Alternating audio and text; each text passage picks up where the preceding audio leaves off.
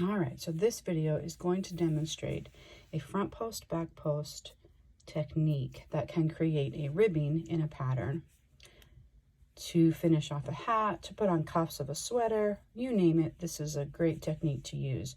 This hat pattern that you're going to see is Feather Stitch Beanie by Mary Purdy.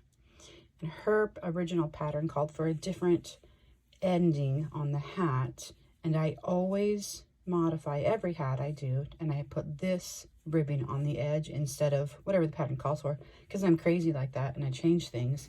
But this is my preferred ribbing technique. So it's just a front post half double and a back post half double. So let me show you how that works. I've already got the first round done, and I do a setup round of just half doubles all the way around. And then my next round, I start the front and the back. So this is a front, so now the next one's going to be a back. And this one's going to be a front, and the next one's going to be a back.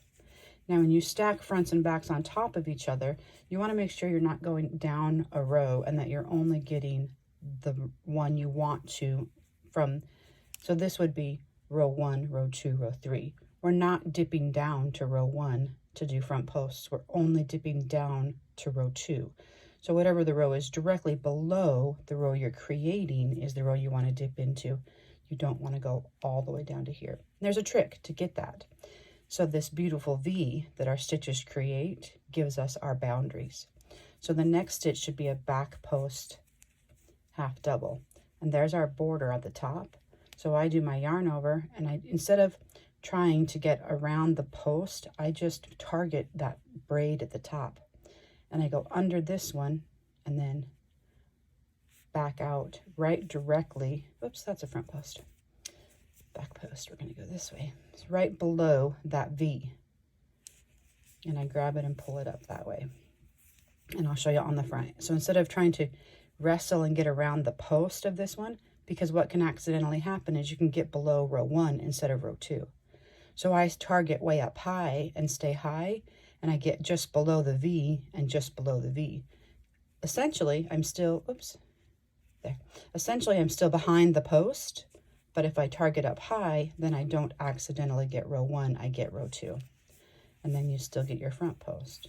So back post right at that V, and then right at that V. And again, right at this V. And then I'm still got the post. You can see I still have the whole stitch and the whole post.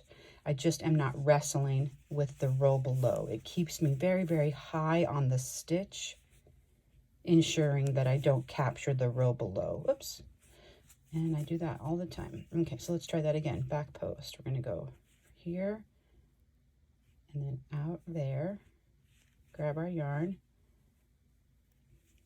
not split it, and pull back up there. Yeah, I got a little splitty there. Yep, so just right below that V and right below that V, keep you very high on, I did it 2 times in a row. Keeps you very high on that stitch.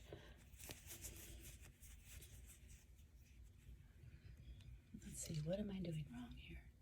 Got it, there we go. Excuse me. There, you got it. All right, so as you can see, you get a great looking rib-esque looking finish on your hat. And that's that. That's the 1x1 front post, back post, front post, back post ribbing to finish off a hat or a cuff of a sleeve.